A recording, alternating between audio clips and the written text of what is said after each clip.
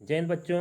आज हम जो है सोशल साइंस की श्रृंखला में क्लास 10th के सिविक्स का चैप्टर 1 डिस्कस करेंगे, सत्ता का बंटवारा यानी कि पावर शेयरिंग। तो बच्चों, पावर शेयरिंग क्या होता है, सत्ता का बंटवारा क्या होता है और ये क्यों आवश्यक होता है? तो सत्ता को जो है विभिन्न स्तरों पे डिवाइड करना ही सत्ता का बंटवारा होता है, और यानी सत्ता को जो है विभिन्न स्तरों पे बांटना ही सत्ता का बंटवारा है। और ये आवश्यक क्यों होता है?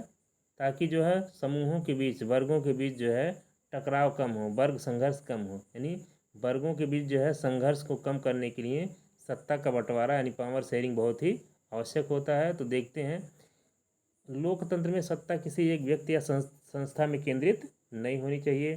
सत्ता को विभिन्न संस्थाओं और समूहों में बांटना आवश्यक है। यह न केवल व्यवहारिक रूप से उपयोगी है बल्कि नैतिक रूप से भी जरूरी है। यानी कि सत्ता का जो बंटवारा है ना, वो सिर्फ व्यवहारिक रूप में ही नहीं उपयोगी है बल्कि मोरली भी जरूरी है। इसके लिए हम केस स्टडी लेते हैं, और जो है पहला केस स्टडी लेते हैं बेल्जियम का। बेल्जियम जो है एक छोटा यूरोपीय देश है। क्या है? छोटा यूरोपीय देश है, और जिसकी जनसंख्या जो है 1 करोड़ है। यहाँ पे जो है 59% जो जनसंख्या है वो डच भाषी है, यानी डच भाषा बोलती है। 40% जनसंख्या जो है फ्रेंच भाषा बोलने वाली है, जो बालोनिया क्षेत्र है। और जो 59% डच भाषी क्षेत्र है वो फ्लाइडर्स क्षेत्र है। 1% जो है यहाँ पे जर्मन भाषी हैं। यहाँ की राजधानी ब्रुसेल्स है, और यहाँ पे ब्रुसेल्स में 80% लोग फ्रेंच बोलते हैं और 20% डच बोलते हैं। तो अगर हम फ्लैंडर्स क्षेत्र की बात करें तो वहाँ पे डच भाषा की डच भाषा जो है बहुतायत बोली जाती है, जबकि जो है 40% जो है फ्रेंच बोली जाती है, जिसकी संख्या कम है। और यहाँ पे जर्मन भाषा के लोग जो है अल्पसंख्यक हैं। अब समस्या क्या था यहाँ पे?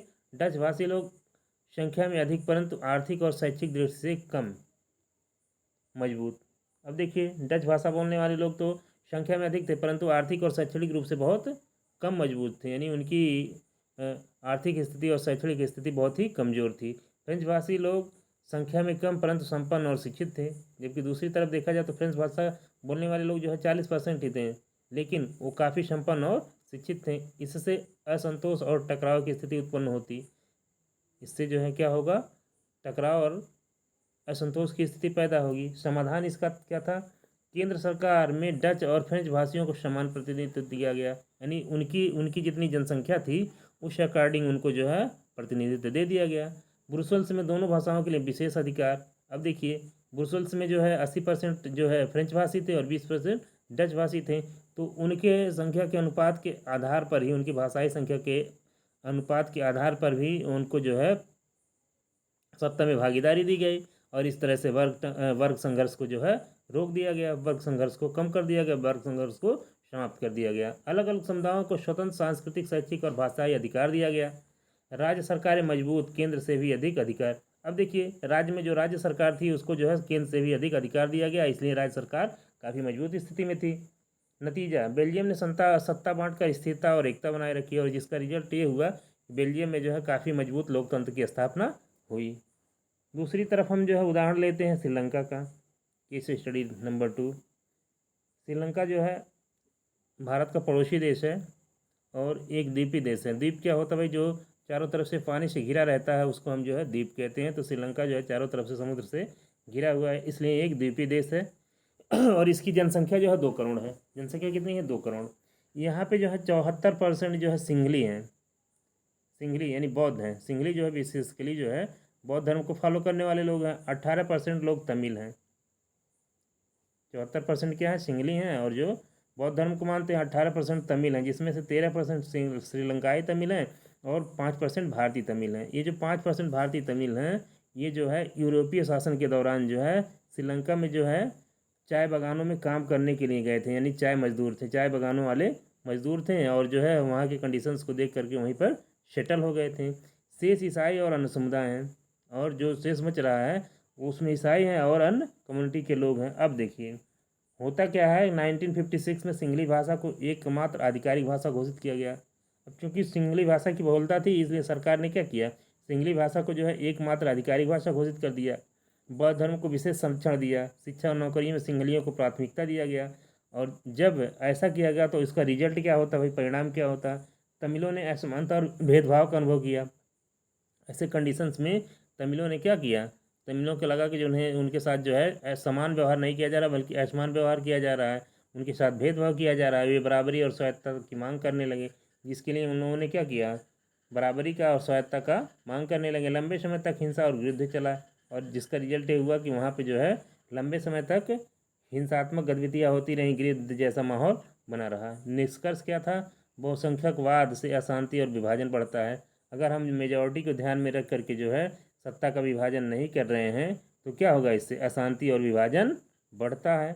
अब देखते हैं सत्ता बांटने की आवश्यकता क्यों है। सबसे पहले हम प्रूडेंटियल रीजन यानी कि व्यवहारिक कारण लेंगे। संघर्ष और हिंसा से बचाव। हमने पहले ही बताया कि जो है सत्ता बांट देने से जो है वर्ग संघर्ष जो है कम हो जाता है। स्थिरता और राष्ट्रीय एकता बनाए रखता है। अगर हम जो है सत्ता का बंटवारा कर देंगे तो वहाँ पे जो है लोकतंत्र स्थिर होगा और राष्ट्रीय एकता बढ़ेगी, जिसका परिणाम होगा कि वहाँ पे स्थिर और राष्ट्रीय एकीकरण बना रहेगा। अब मोरल रीजन्स लेते हैं, नैतिक कारण लेते हैं। लोकतंत्र का आधार ही यह है कि लोग शासन में भाग लें। लोकतंत्र का आधार क्या है, ज़्यादा से ज़्यादा लोगों की शासन में भागीदारी हो। सत्ता बांटना लोकतांत्रिक मूल्य है। अब देखते हैं सत्ता बांटने के रूप। फॉर्म ऑफ पावर शेयरिंग, सत्ता बांटने के। अब आइए समझते हैं सत्ता बांटने के रूप, फॉर्म ऑफ पावर शेयरिंग। अब देखो पहले हम क्षैतिज बंटवारा करते हैं इसका, हॉरिजॉन्टल डिवीजन, यानी सरकार के अंगों के बीच विधायिका, कार्यपालिका और न्यायपालिका। जैसे कि अपने यहाँ देखा जाता है विधायिका का कार्य अलग है, कार्यपालिका का कार्य अलग है और न्यायपालिका का कार्य अलग है। यानी यहाँ पे जो है क्षैतिज बंटवारा जो किया गया उसमें जो है विधायिका के कार्यों को डिफाइन किया गया, कार्यपालिका के कार्यों को डिफाइन किया और न्यायपालिका के कार्यों को डिफाइन कर दिया गया, परिभाषित कर दिया गया है। एक दूसरे पर नियंत्रण और संतुलन, तीनों का जो है एक दूसरे पर नियंत्रण और संतुलन स्थापित कर दिया गया। अब देखिए जो वर्टिकल डिवीजन होता है यानी ऊर्ध्वाधर बंटवारा होता है वो कैसे होता है भाई, विभिन्न स्तरों के बीच, जैसे केंद्र सरकार, राज्य सरकार और स्थानीय सरकार। अब यहाँ पे क्या होगा, केंद्र सरकार के पावर्स को अलग कर दिया जाता है, स्टेट गवर्नमेंट के पावर को अलग कर दिया जाता है, और लोकल गवर्नमेंट जो होती है, स्थानीय सरकार जो होती है, उसके पावर्स को अधिक कर दिया जाता है, उसके पावर को जो है अलग कर दिया जाता है। तीनों यानी 3 स्तरों पे जो है यहाँ पे जो है सत्ता का बंटवारा कर दिया गया, जिसको जो है हम वर्टिकल डिवीज़न कहते हैं। भारत में संघीय व्यवस्था इसका उदाहरण है, और भारत का जो संघीय व्यवस्था है इसका एक अच्छा उदाहरण है। अब जो है सामाजिक समूहों में बंटवारा कैसे किया जाता है, इसके आधार के रूप में लिया जाता है धार्मिक, भाषाई, जाति, समुदाय। यानी धार्मिक लोग, जिस धर्म को मानने वाले लोग हैं उनके जो है धर्म के आधार पर बांट दिया जाता है, भाषा के आधार पर और जातीय समुदाय के आधार पर अलग अलग अधिकार दे दिए जाते हैं और सबके अधिकारों को वहाँ संरक्षित कर दिया जाता है। उदाहरण बेल्जियम में कम्युनिटी गवर्नमेंट। भारत में आरक्षण, जैसे कि भारत में आरक्षण व्यवस्था लागू की गई। यहाँ पे जो है दलित थे, जनजातियाँ थीं, पिछड़े समुदाय के लोग थे, जिनको जो है समाज की मुख्य धारा से जोड़ने के लिए आरक्षण की व्यवस्था की गई भारत में। राजनीतिक नेक्स्ट पॉइंट है राजनीतिक दलों और दबाव समूहों में बंटवारा। जो दबाव समूह काम करते हैं और जो राजनीतिक दल काम करते हैं उनके बीच कैसे पावर शेयरिंग किया जाएगा, चुनावी प्रतिस्पर्धा और गठबंधन सरकारों के माध्यम से।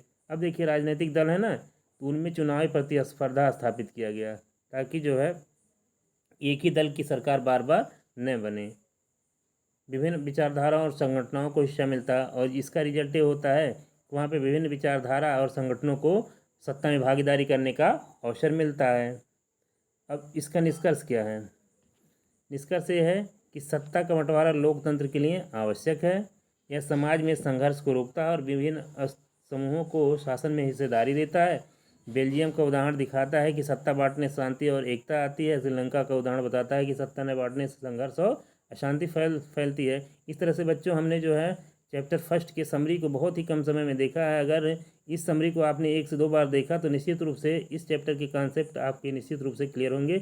और अगर आपको लगे कि ये जो है वीडियो बेनिफिशियल है तो चैनल को सब्सक्राइब जरूर करें। साथ साथ आपको सोशल साइंस के किस टॉपिक पे नेक्स्ट वीडियो चाहिए उसके लिए कमेंट बॉक्स में जरूर लिखें। धन्यवाद दोस्तों।